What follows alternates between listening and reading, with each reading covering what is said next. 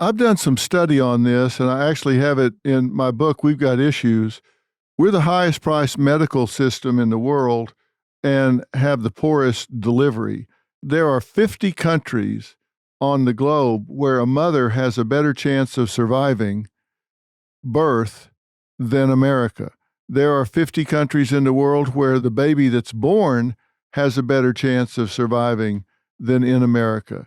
And when my researchers brought that to me, I kicked it back and said, nah, don't believe it.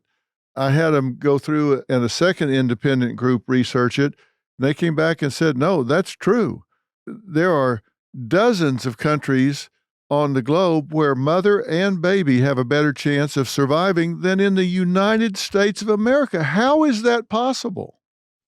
It's because we have been deluded by the far left here in America that operationalize the concept of a right to health care.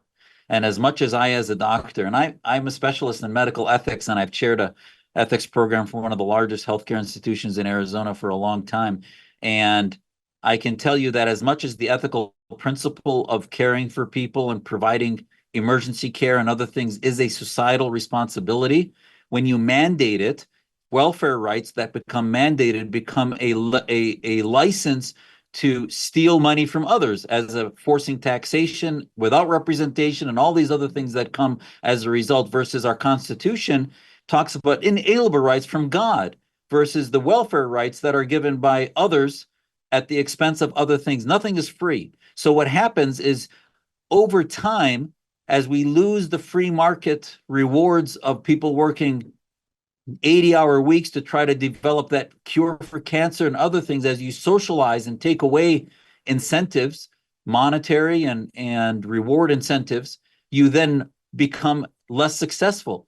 And access to care sometimes is not really because the government doesn't provide it or society doesn't provide it. It's because of education. It's because of other cultural problems that prevent access because patients choose not to, or because they're unaware and not educated in the cultural benefit of seeking perinatal care and other things that are necessary to affect those statistics. So I think we've now connected the things you and I were talking about earlier, which is educational rot, cultural decadence, if you will, loss of the family, and then also loss of free markets and socialism, if you will, intervening in that.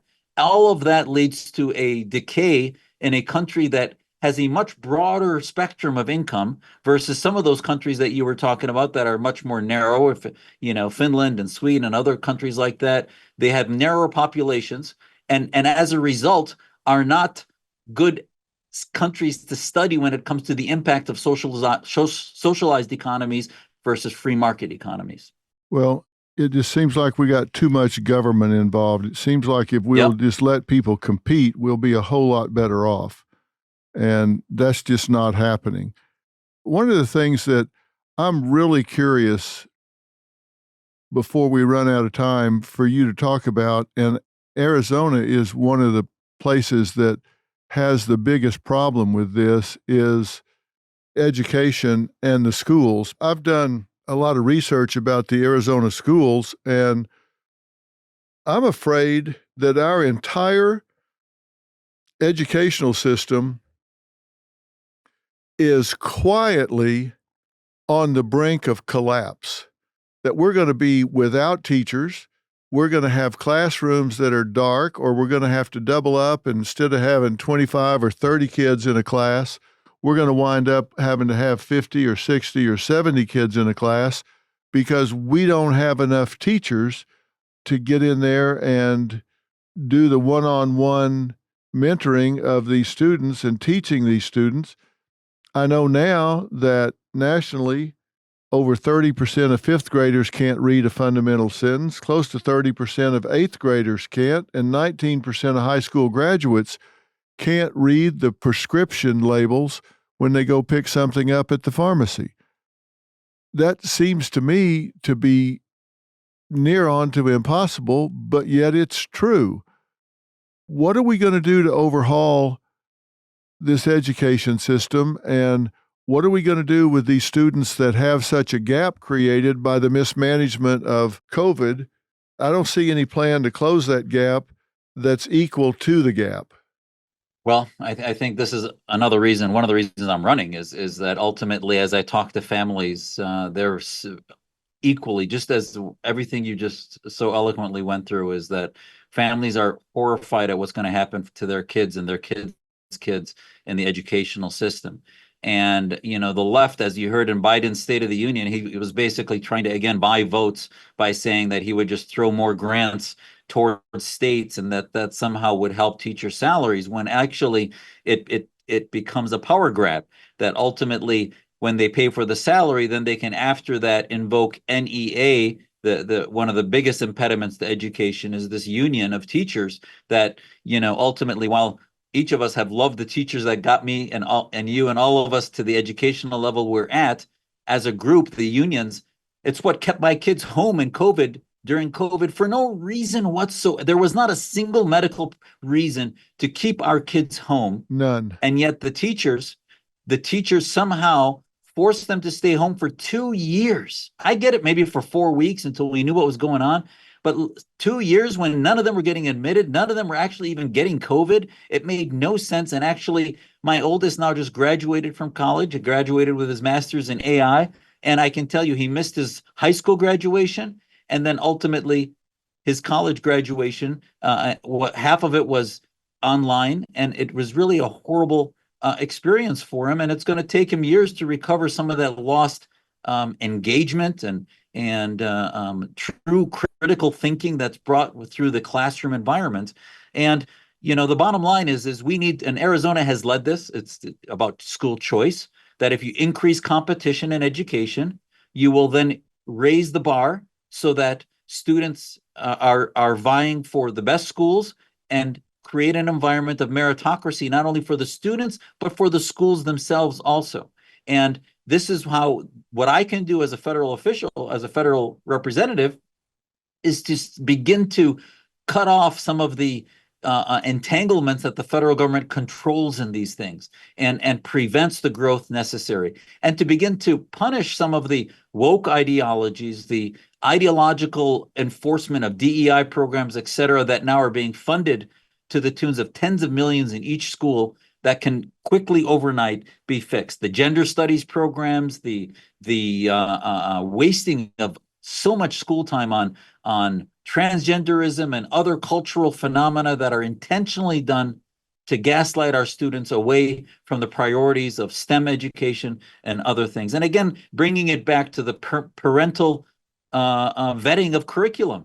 This is why right now, Dr. Phil, I'm seeing in local as we canvass neighborhoods, the school boards are some of the most contentious elections happening, because especially in the conservative side, right of center, they're saying, you know what, we want to take back control of our localities and our culture and who we are as Americans and as Arizonans. And they're doing that through school board elections. And that's really what has to happen. Well, it does have to happen. We've got schools down there spending time talking to students about their pronouns. They don't even know what a pronoun is. They need to teach them the fundamentals and get them where they can read. You spend the first, second, and third grade learning to read, and then you spend every year after that reading to learn. So if you don't get the tool of reading so you can use that to gather information, you're going to be behind forevermore. And research tells us that if you're not reading at grade level at the end of the third grade, your chance of dropping out is 4 times normal. And if you're from an inner city or a minority home, it's 6 times normal. We've got to make sure that we get to these kids early and give them that learning tool of reading, and it's not happening. 100%. And this is why, they're shifting to pass fail in some schools. They're beginning to prevent some of the actual cultural, politics. As Andrew Breitbart said, politics is always downstream of culture. And the culture right now is that there's no more shaming of grades and shaming of this and that, and everybody should get some participation credit and trophies, et cetera. Well, ultimately, this is the end of human excellence, is that you can't have excellence unless some people fail.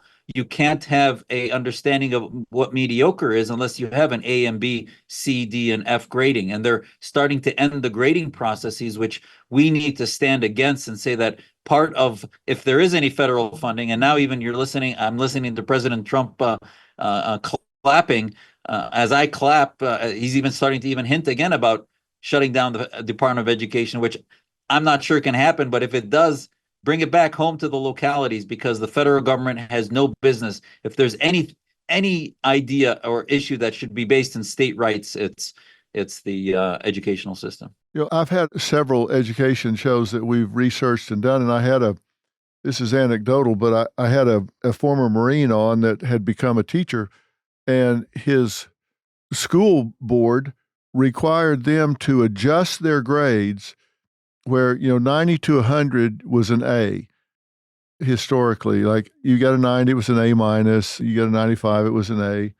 They had them adjust where they had to drop everything down to where used to be, like 60 to 70 was a D. Well, now they've dropped it down to where 70 was a B and 60 was a C. And they were required he couldn't give anybody a 0. You had to give everybody at least a 50 if they did absolutely nothing, didn't turn in an assignment, didn't even fill out anything but their name on a test. You had to give them at least a 50. And if you didn't do that, then you were insubordinate and fired. And he refused to give somebody a 50 when they did nothing. It drives me insane. And it's just completely un-American. You look at the numbers now, and I've been working with Ezra Nomani, who's a American Muslim whose family's from India, and she's done a lot of great work about some of the discrimination that happens against the Indian community in America because of these profiling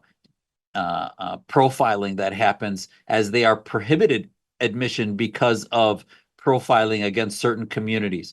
And you see the anti-Semitism, where Jewish population used to be, I don't know if it was Harvard or what school, but it used to be 20-30% of the students. Now it's 3-4%. Yeah. So that is a discrimination that's breeding anti-Semitism. That is because of these issues, that it's no longer related to performance and merit, but simply because of checking off boxes on skin deep issues.